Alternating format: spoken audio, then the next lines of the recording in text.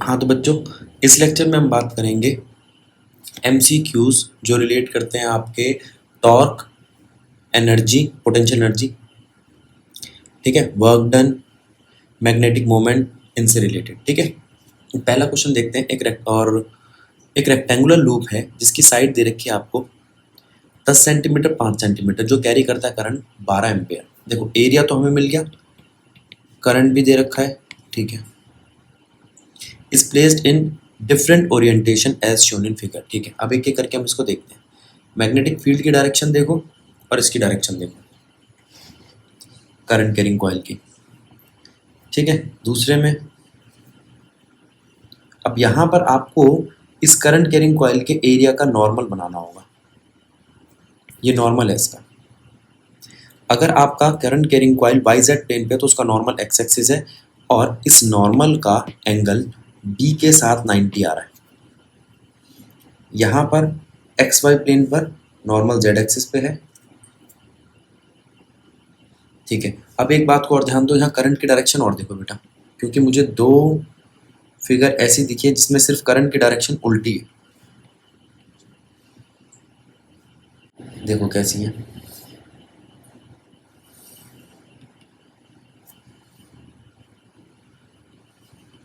ठीक है ना। अच्छा, अब इसमें आप राइट हैंड थंब रूल लगा सकते हो, तो आपको यहाँ पे डायरेक्शन मिल जाएगी नॉर्मल की करंट के साथ। अच्छा, अब बात को समझो। यहाँ पर आपको एक तो ये देखना है कि स्टेबल और अनस्टेबल क्या होता है, उसको समझते हैं। यहाँ क्या भी रहा है, if there is a uniform magnetic field of 0.3t in the position of z direction, positive z direction, in which orientation the loop would be stable equilibrium और unstable equilibrium। इसके लिए मैं सारी बातें बताता हूँ आपको, जरा ध्यान देना। देखो, सबसे पहले आपको टॉर्क पता होना चाहिए। टॉर्क क्या होता है? टॉर्क है यहाँ पे MB sin थीटा। M का मतलब है मैग्नेटिक मोमेंट और मैग्नेटिक मोमेंट का मतलब होता है current into area. N turns के लिए NIA। साइन थीटा पे सब कुछ डिपेंड करता है। अगर थीटा हुआ 0 डिग्री तो स्टेबल, अगर थीटा हुआ 180 डिग्री तो अनस्टेबल। ठीक है, तो ध्यान रखो, अगर थीटा 0 है तो टॉर्क भी 0 है, थीटा 180 है तो भी टॉर्क 180 है, 0 है। साइन 0 हो चाहे साइन 180 हो, उसकी वैल्यू 0 होती है, तो दोनों में ही आपका टॉर्क 0 आता है। ठीक, एक पॉइंट तो ये समझा। उसके बाद अगला पॉइंट क्या आता है, आपको एक चीज और समझनी चाहिए। वर्क क्या होता है? वर्क होता है फोर्स इनटू डिस्प्लेसमेंट। तो यहाँ वर्क हो जाएगा टॉर्क इनटू डिस्प्लेसमेंट। टॉर्क है हमारा MB sin थीटा। अगर मैं इसको d थीटा के साथ मल्टीप्लाई करके इंटीग्रेट करता हूँ तो जो वर्क डन आएगा वो आएगा माइनस MB cos थीटा। ध्यान रखना, साइन का इंटीग्रेशन नेगेटिव cos थीटा होता है, ठीक है। तो ये वर्क आया आपका, यही पोटेंशियल एनर्जी बन जाएगा।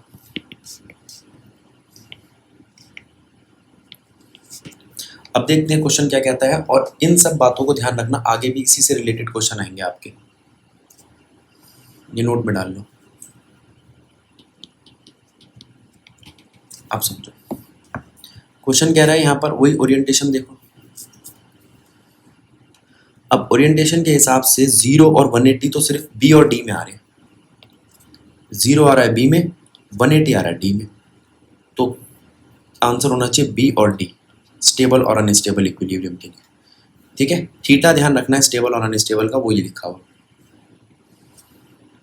आगे चलते हैं, इसकी ये काम का नहीं है, मैं समझा न्यूमेरिकल होगा, ये काम का नहीं है, लेकिन यहाँ पर भी a current carrying loop is placed in a uniform magnetic field in 4 different orientation, first, second, third, fourth. Arrange them in potential energy। ठीक है, अभी आपको बताया पोटेंशियल एनर्जी होती है minus MB cos theta. Potential energy होती है आपकी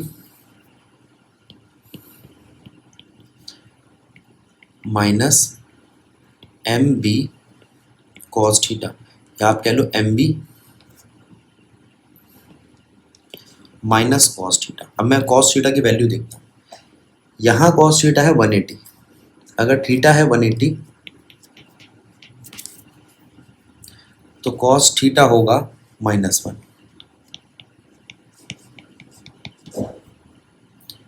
अच्छा, यहाँ पर कॉस 90, थीटा है 90 तो कॉस 90 होगा 0। यहाँ पर थीटा कितना है, <<90, तो कॉस थीटा क्या होगा, पॉजिटिव, 1 से छोटा और पॉजिटिव। यहाँ पर कॉस थीटा है <<90, तो यहाँ होगा नेगेटिव। सेकंड क्वाड्रेंट में कॉस नेगेटिव होता है, सेकंड क्वाड्रेंट में सिर्फ साइन पॉजिटिव होता है। तो सबसे ज़्यादा क्या लग रहा है आपको, जिसकी वैल्यू सबसे कम है ना थीटा में, नेगेटिव होने की वजह से, नेगेटिव साइन होने की वजह से उसकी वैल्यू सबसे ज़्यादा हो जाएगी। तो सबसे ज़्यादा होगी फर्स्ट की, फर्स्ट तो यहाँ पे 3 पे दे रखा है, फिर उसके बाद इसकी वैल्यू भी नेगेटिव है फोर्थ की, फर्स्ट और फोर्थ इसमें आ रहे हैं।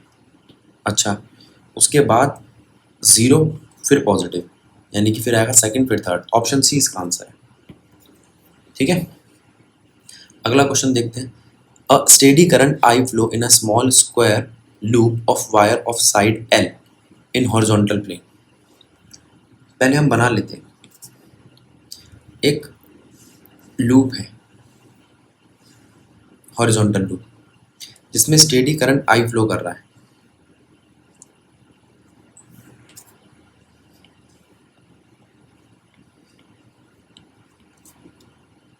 एक स्मॉल स्क्वायर लूप है जिसके अंदर स्टेडी करंट आई फ्लो कर रहा है, जिसकी साइड एल है। अच्छा, जिसकी साइड एल है एक हॉरिजॉन्टल प्लेन में। The loop is now fold. अच्छा, अब उस लूप को फोल्ड कर दिया जाता है हाफ से। The loop is now folded about its middle such that half of it lies in a vertical plane. ठीक है, तो ये कुछ एल शेप में फोल्ड किया जाता है।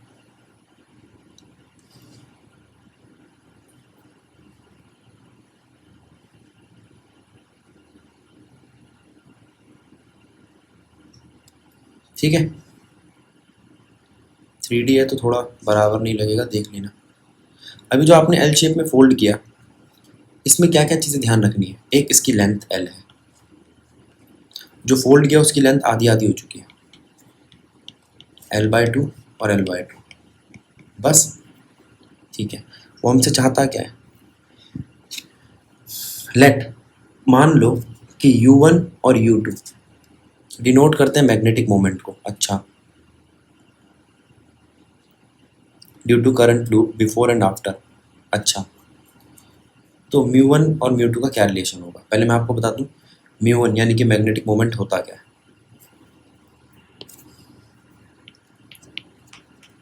मैग्नेटिक मोमेंट है I इंटू ए। पहले वाले केस में I दिखाई दे रहा है, एरिया है L², तो μ1 है IL²। पहला तो सॉल्व हो गया। अब दूसरे में दिमाग लगाना है। दूसरे में μ2 क्या है, अब μ2 यहाँ पर दो अलग अलग से निकलेगा। ठीक है, एक में ये है इसकी और एक इसकी, और उन दोनों का रिजल्टेंट निकलेगा ये।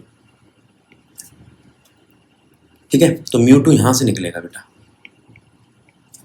मैग्नेटिक मोमेंट एक का, मैग्नेटिक मोमेंट दूसरे का, फिर μ2 निकलेगा। तो μ2 निकालने के लिए मुझे पहले मैग्नेटिक मोमेंट निकालना होगा, m। m बोल लो, छोटा m बोल लो, जो तुम्हारा मन करे। m क्या है, magnetic moment due to half part, आधे पार्ट की वजह से मैग्नेटिक मोमेंट कितना है। हाफ पार्ट की वजह से मैग्नेटिक मोमेंट है वही करंट, तो वही है I इंटू एरिया। अब एरिया कैसे निकालें, इस बार एरिया है L इंटू L/2, तो मैग्नेटिक मोमेंट है आई एल स्क्वायर बाय 2, ये है आपका मैग्नेटिक मोमेंट। ठीक है, अब म्यू टू क्या होगा? म्यू टू है, वेक्टर फॉर्म लगाएंगे यहाँ पर, म्यू m1 का स्क्वायर प्लस m2 का स्क्वायर, यानी कि mm का स्क्वायर ही बोल लो आप इसको, क्योंकि दोनों बराबर है। m तो आ गया बाहर √2, m है कितना? आई एल स्क्वायर बाय 2 मल्टीप्लाई में √2, ये आपका म्यू टू आया। अब म्यू टू और म्यू वन का रिलेशन देखते हैं। मुझे दिखाई दे रहा है यहाँ पर आई एल स्क्वायर और अपॉन में √2 पड़ा है, ये इक्वेशन 2 और ये है इक्वेशन 1। अब इक्वेशन 1 और 2 को डिवाइड कर दो, आई एल स्क्वायर तो कट जाएगा, 1/√2 बचेगा, तो mu one by mu two बचेगा, mu one by mu two, C होना चाहिए इसका आंसर, क्योंकि नीचे का √2 ऊपर चला जाएगा। ठीक है, चेक करो, अच्छा क्वेश्चन है। फिर दोबारा समझाता हूँ। पहले एक सिंपल सीधा साधा ऐसा स्क्वायर पीस था, उसको फोल्ड करके बीच में से यहाँ से फोल्ड कर दिया, तो दोनों के पास L/2 हिस्सा चला गया, दोनों का एरिया अब L/2 मल्टीप्लाई में L और L/2 मल्टीप्लाई में L बन गया। एरिया में चेंज आने से मैग्नेटिक मोमेंट में चेंज आया, मैग्नेटिक मोमेंट बन गया करंट मल्टीप्लाई में L मल्टीप्लाई में L/2, यानी कि आई एल स्क्वायर बाय 2, और नए मैग्नेटिक मोमेंट के हिसाब से फिर हमने नया म्यू टू निकाला। तो फिर इन दोनों को हमने डिवाइड कर दिया, म्यू वन को म्यू टू से। आगे चलते हैं।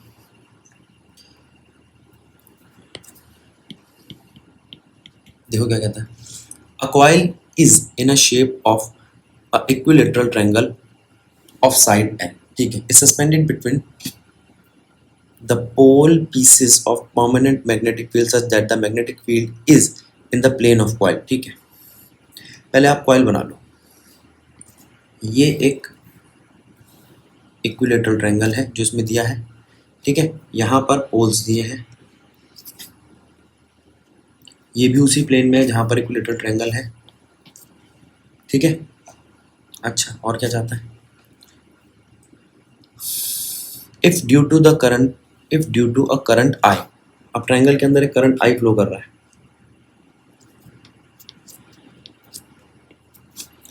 ट्रायंगल की लेंथ L है, इक्विलेटरल ट्रायंगल है इसलिए तीनों लेंथ लिखने की जरूरत नहीं। टॉर्क कितना एक्ट होगा? ठीक है, साइड है L, ये लिखिए साइड L, नीचे भी लिखिए ऊपर भी लिखिए। ठीक है, तो टॉर्क कितना एक्ट होगा? टॉर्क निकालते हैं। टॉर्क का फॉर्मूला क्या है पहले देखो, टॉर्क का फॉर्मूला है mb sin थीटा। अब मैं आपको थीटा बताता हूँ क्या है। सबसे पहले इस ट्रायंगल को देखो और इसका नॉर्मल बनाओ। ये आउट ऑफ द पेपर है, नॉर्मल पेज से बाहर आ रहा है। अगर मैं नॉर्मल की बात करूँ और मैग्नेटिक फील्ड जो प्लेन पर ही है, ऐसा क्वेश्चन ने कहा कि मैग्नेटिक फील्ड प्लेन पर ही है, तो उनके बीच में एंगल कितना होगा? 90। अब ये मत सोचना है 90 नहीं है, ये पेपर बाहर आ रहा है बेटा प्लेन, तो ये 90 डिग्री है। अच्छा, थीटा मिल गया हमें 90।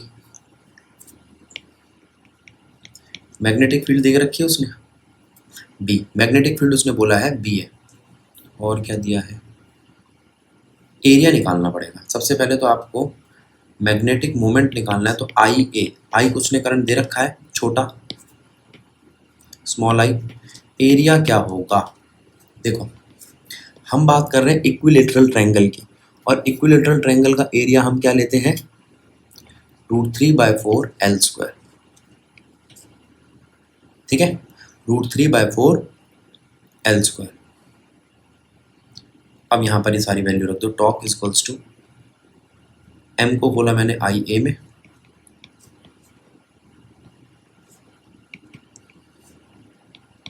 फिर आई को ए को खोला √3/4 L स्क्वायर में,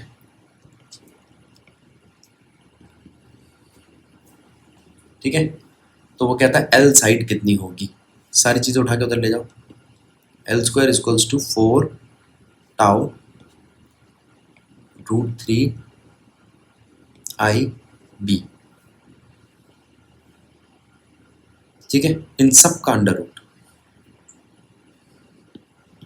अब 2 का तो 4 का तो 2 बन जाएगा, अंडर रूट करने पे बाकी सब अंडर रूट में रह जाएगा। क्या क्या अंडर रूट में रहेगा? Torque √3 IB। अब देखो ये कोई फॉर्मूला है, ये लग रहा है मुझे C, चेक करो एक बार इसको, कैलकुलेशन में कोई मिस्टेक हो तो बता देना। आगे चलते हैं। Torque on a current carrying loop of magnetic moment m placed in a region of magnetic field b। ठीक है, तो टॉर्क क्या होगा, एम बी। ये मैंने बताया था ये वेक्टर होते हैं जो बोल्ड लेटर में लिखे होते हैं, ये बोलो या ये बोलो, बात एक ही है। अगला क्वेश्चन, क्वेश्चन नंबर 65 क्या कहता है, a current loop in a magnetic field experience a torque. हाँ, current loop in magnetic field experience a torque की बात तो ठीक है। Whether the field is uniform और non uniform in all orientation, नहीं, ऑल ओरिएंटेशन में तो नहीं। Can be in equilibrium in one orientation, नहीं। Can be in equilibrium in two orientation, हाँ ठीक है। बोथ द इक्विलिब्रियम स्टेट और इक्विलिब्रियम स्टेट आर अनस्टेबल, दोनों स्टेट अनस्टेबल नहीं होती, एक स्टेबल होती है, एक अनस्टेबल होती है। Can be equilibrium in two orientations, one stable while other is unstable, ये ठीक है। जब कोई टॉर्क लगेगा तो एक स्टेट उसकी स्टेबल होगी, एक अनस्टेबल होगी, एक थीटा 0 पे होगा, एक थीटा 180 पे होगा, ये बात ध्यान रखना। पहले वाले में उसने कहा कि नॉन यूनिफॉर्म और ऑल ओरिएंटेशन, ये तो गलत है। दूसरे वाले में कहा कि एक ही तरफ ओरिएंटेट करेगा, ये भी गलत है। तीसरे वाले में कहा कि दोनों तरफ ओरिएंटेट करेगा लेकिन दोनों अनस्टेबल होगी, ये भी गलत है। एक स्टेबल और एक अनस्टेबल होगा, ये बिल्कुल ठीक है। A circular coil of 25 turns, number of turns है 25, रेडियस है 12 centimetre, is placed, circular coil है तो एरिया मिल गया मेरे को, pi r square, in a uniform magnetic field 0.5 tesla. Normal मतलब थीटा दे रखा है।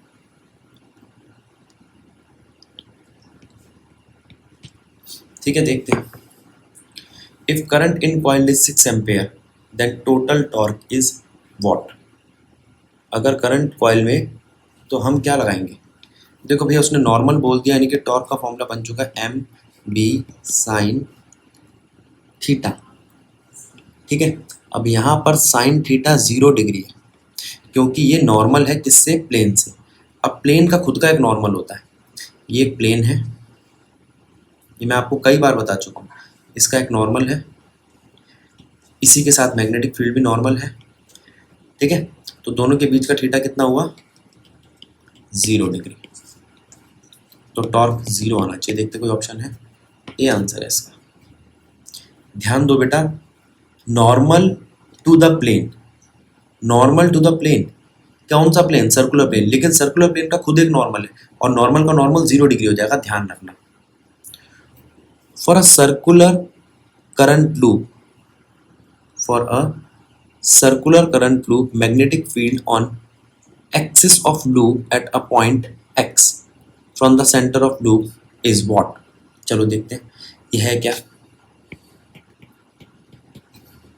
सबसे पहली बात, हमें पता है वो मैग्नेटिक फील्ड कितनी होती है, उसका फॉर्मूला होता है mu naught I R square divided by 2 X square plus R square की पावर 3/2। ठीक है, क्वेश्चन कह रहा है एक्स बहुत बड़ा है आर से, तो एक्स का स्क्वायर तो बहुत ही बड़ा होगा आर के स्क्वायर से, तो निगलेक्ट कर दो आर का स्क्वायर। चलो जी, निगलेक्ट कर दिया, mu naught I R square by x square upon 2। अब पावर कट जाएगी, पावर 3 आ गई, mu naught upon 2 I R square by x की क्यूब। एक काम करो, उसको पाई से मल्टीप्लाई करो और पाई से डिवाइड, जिससे ये एरिया बन जाए। 2 से मल्टीप्लाई करो, 2 से डिवाइड, जिससे ये 4 पाई स्क्वायर बन जाए।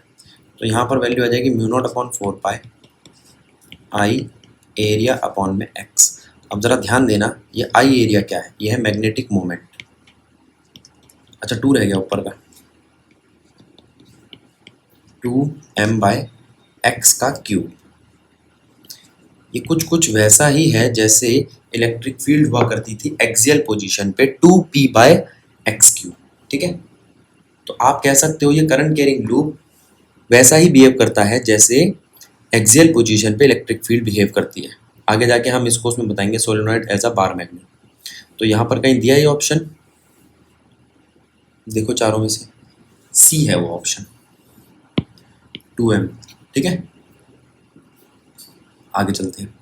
To similar coil are placed mutually perpendicular such that their centre coincide. लो भाई, similar coils are placed mutually at the centre the ratio of magnetic field due to one coil and resultant magnetic field of both for the same current will be what। अब पहली बात, यहाँ पे current same है और coil ये रही आपकी एक कॉइल और बिल्कुल सेंटर से ही इनका दोनों का सेंटर कोइंसाइड कर रहा है। तो एक का ये है, एक का ये है। देखो सिमिलर कॉइल है, इसका मतलब दोनों का रेडियस सेम है, करंट भी सेम है, दोनों का रेडियस सेम है,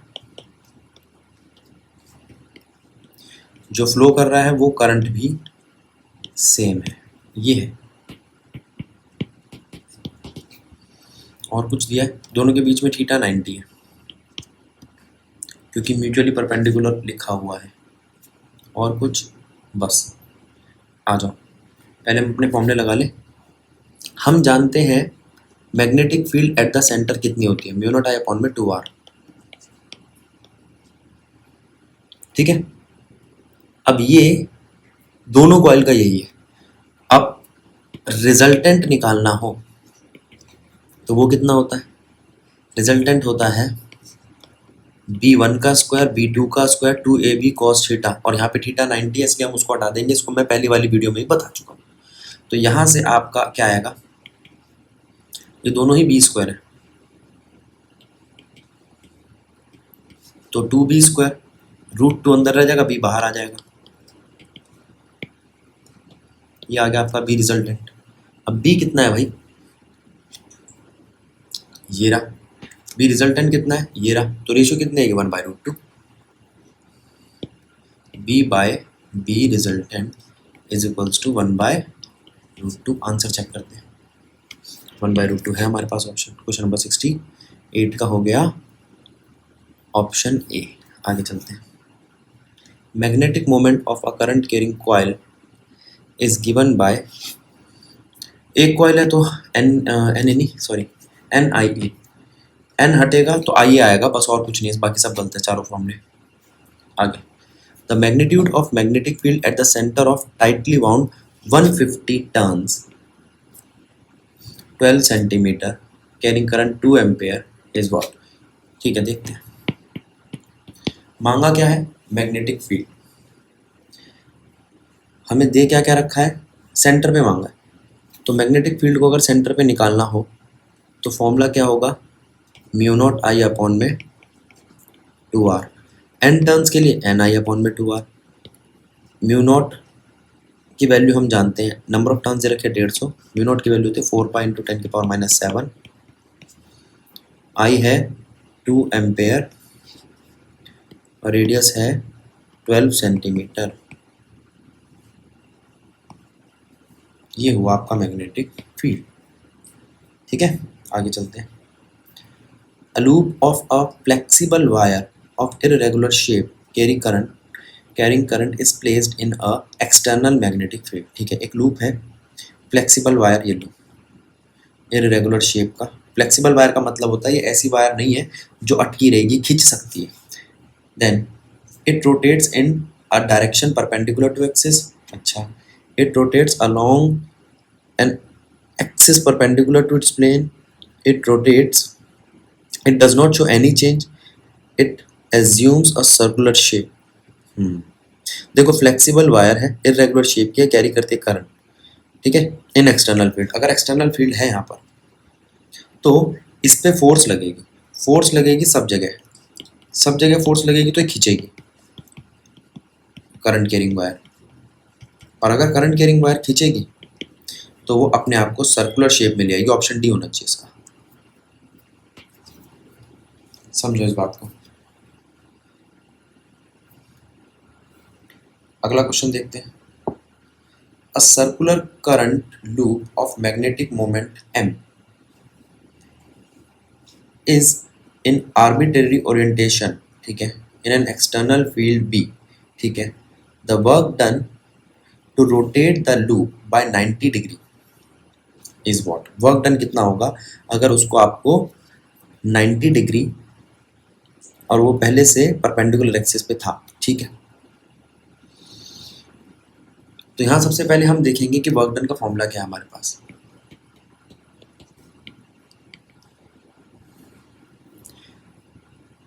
वर्क डन होता है minus M B sine theta minus M B cos theta, ठीक है। अब यहाँ पर आपको थीटा कितना दे रहा है,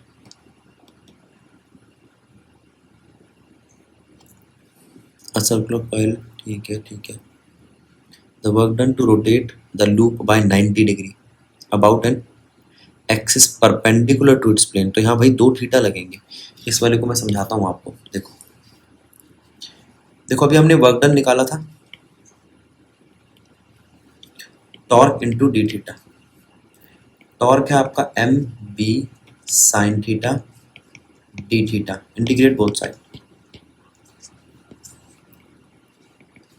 एम ठीक है, बी ठीक है, इसका आता माइनस कॉस थीटा, ठीक है। अब यहाँ पर हम लिमिट लेंगे, इनिशियली थीटा कितना था और फाइनली थीटा कितना होगा, थीटा 1 से थीटा 2, ठीक है। तो ये बन जाएगा आपका M B minus cos theta 2 minus cos theta 1। देखो नेगेटिव साइन को अगर आप सॉल्व करते हो तो ये बन जाएगा cos theta 1 minus cos theta 2। पहले वो परपेंडिकुलर था, यानी कि पहले थीटा था उसका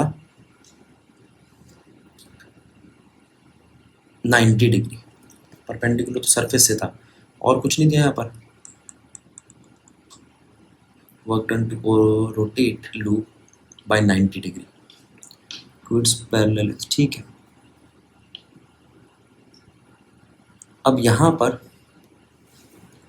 थीटा 1 हम लेकर चल रहे हैं 90 डिग्री, ठीक है। 0 डिग्री लो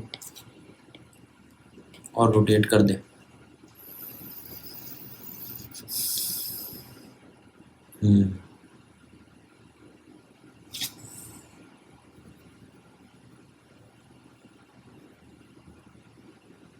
देखो एक बार यहाँ ध्यान दो, वर्क डन है minus M B cos theta.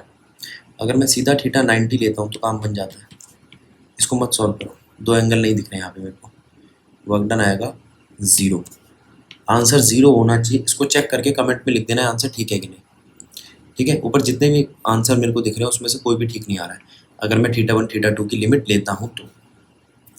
आगे देखते हैं, कहता है magnetic field at the centre of circular loop of area A is B. Magnetic field आपको बी दे रखी है तो मैग्नेटिक मोमेंट क्या होगा, ठीक है। पहले तो मैग्नेटिक मोमेंट का फॉर्मूला देखो, मैग्नेटिक मोमेंट होता है आई ए। अब एरिया को आप खोलना, वैसे एरिया दे रखा है ऊपर तो खोलने की जरूरत नहीं है, हाँ आई को खोलने की जरूरत है। क्या मैग्नेटिक फील्ड और आई का कोई रिलेशन है सर्कुलर कॉइल के लिए, देखते हैं। मैग्नेटिक फील्ड होती है म्यू नॉट आई बाय 2r, ठीक है। अब म्यू नॉट तो मिल गया हमें, तो यहाँ से आप आई को उठा सकते हो, बी 2br अपॉन में म्यू नॉट। इसको उठा के उधर रख दो तो 2br ए अपॉन म्यू नॉट। क्या ऐसा कोई ऑप्शन है, 2br ए तो नहीं है,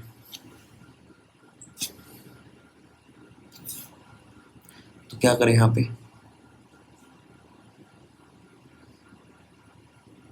एक काम करते हैं, आर को एरिया की फॉर्म में खोलने की कोशिश करते हैं। हम ये लिख सकते हैं एरिया होता है pi r square, pi r square, तो आर हो जाएगा under root of area by pi. अब इस वैल्यू को यहाँ पुट कर दो और देखो क्या आता है।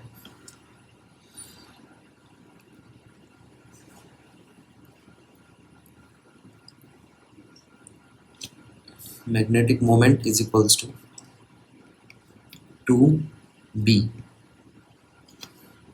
Under root of A by mu by pi by mu naught A. अब देखो यहाँ पाई की पावर हाफ आ गई है, टू बी, और ए की पावर भी हाफ आ गई है। हाफ और वन को जोड़ोगे तो क्या आता है, 3/2। पाई की पावर क्या है, हाफ म्यू नॉट। ये मैग्नेटिक मोमेंट है। चलो देखते हैं अब ये आ रहा है क्या, 2b ए की पावर 3/2 म्यू नॉट पाई हाफ, ये लग रहा है।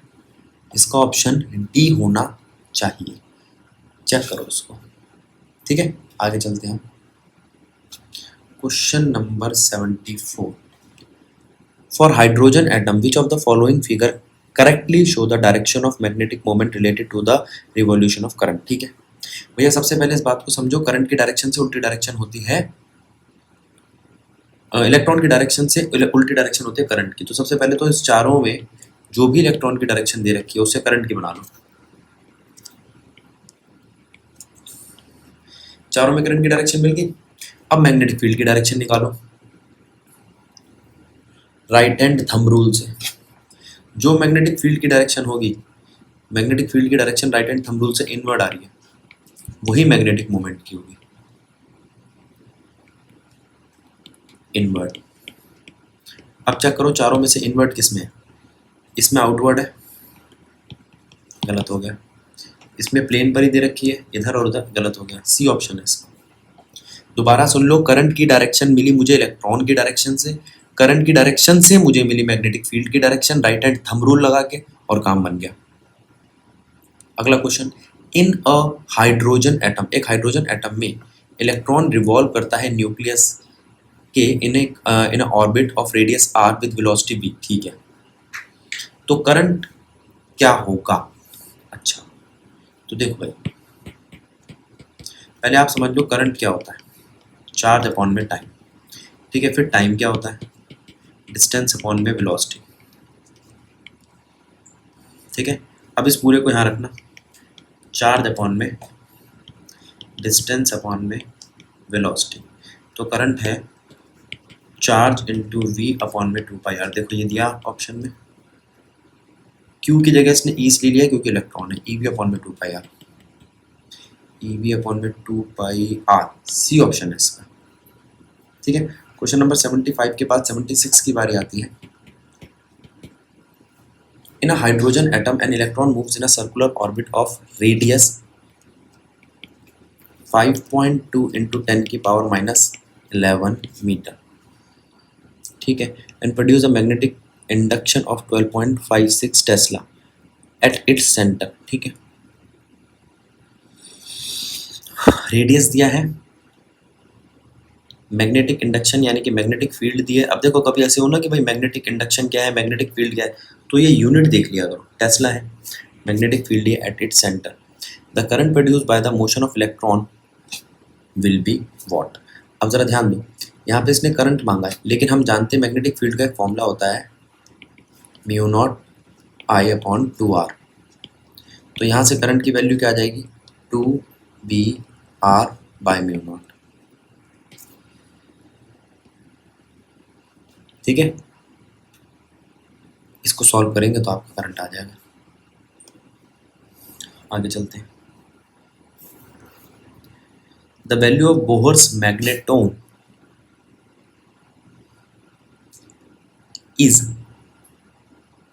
भाई ये सॉल्व करने पर आती है 9.26 इंटू 10 की पावर -24। मुझे याद है, लेकिन आपको फॉर्मूला आना चाहिए, अगर ना याद हो तो म्यू जो है आपका वो होता है ई अपॉन में 4πme मल्टीप्लाई में एच, यानी कि प्लैंक्स कांस्टेंट। अब मैं सबकी वैल्यू बता रहा हूँ। इलेक्ट्रॉन की वैल्यू होती है 1.6 इंटू 10 की पावर -19 कूलम, प्लैंक्स कांस्टेंट की होती है 6.6 इंटू 10 की power -34 joule second, 4 pi mass of electron 9.1 into 10 की पावर -31 kg। ये सारा दहेज रखो, आपके पास म्यू की वैल्यू आ जाएगी। आगे चलते हैं। Magnitude of angular momentum associate with a revolving electron in an hydrogen atom is what.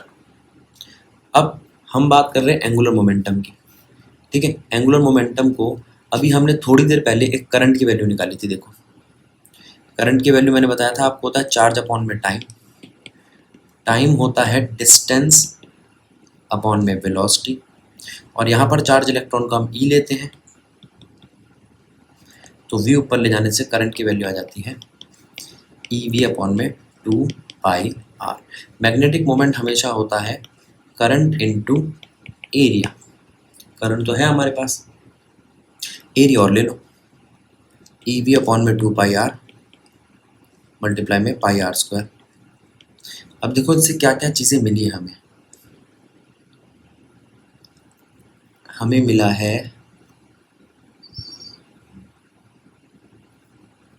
E V are, पाई भी कट रहा है ना, अपॉन में 2। चेक करते हैं इसको, ऊपर आ रहा है ये ई वी आर अपॉन में 2, नहीं एल आ रहा है। एल यहाँ पर आपका एंगुलर मोमेंटम होना चाहिए, ये एम वी आर होता है, बनाता हूँ इसको। देखो अब एक काम करो, उसको मास से मल्टीप्लाई मास से डिवाइड कर दो, तो ई ठीक है, एम वी आर आ गया, 2m आ गया। अब फॉर्मूला क्या बना है, ई एल अपॉन में 2m, ये मास ऑफ इलेक्ट्रॉन है, याद रखना। ई एल अपॉन में 2m, ये बस हमने नेगेटिव साइन ले लिया। नेगेटिव साइन किस वजह से है, क्योंकि इलेक्ट्रॉन जो है नेगेटिव चार्ज है, और कोई बात तो यहाँ खास मुझे दिख नहीं रही, ठीक है। अब देखो ऐसे आप ऑप्शन को देखते हुए क्वेश्चन के नज़दीक पहुँच सकते हो। अब मान लो कोई बच्चा क्या भैया मैग्नेटिक मोमेंट तो आई होता है, और वो आई में उलझा रहे, तो आप ये तो देखो ना कि क्वेश्चन की डिमांड क्या है, वो एल दे रहा है। अब एल यहाँ पे लेंथ नहीं हो सकती, क्यों, हम बोहर की बात कर रहे हैं, तो बोहर का जो प्रिंसिपल था उसमें एंगुलर मोमेंटम आता था, इतना तो थोड़ा बहुत याद होना चाहिए। याद करो, बोहर का एक पोस्टुलेट हुआ करता था, उसे हम कहते थे angular momentum is equals to N H upon में 2π। ये एन एच अपॉन में 2π की वैल्यू रख के ही तो ये आया, ये एच वहीं से तो आया है, एन एच अपॉन में 2π। यहाँ एन की वैल्यू रख दी 1।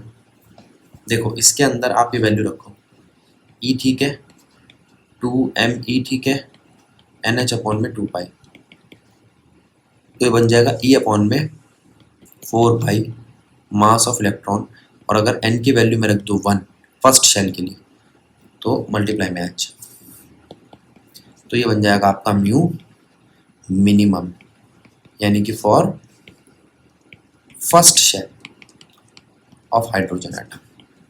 अच्छा याद रखना, बोहर ने सिर्फ हाइड्रोजन एटम के लिए ही काम करा था, इस बात को समझो। यहाँ आपका ये वाला लेक्चर होता है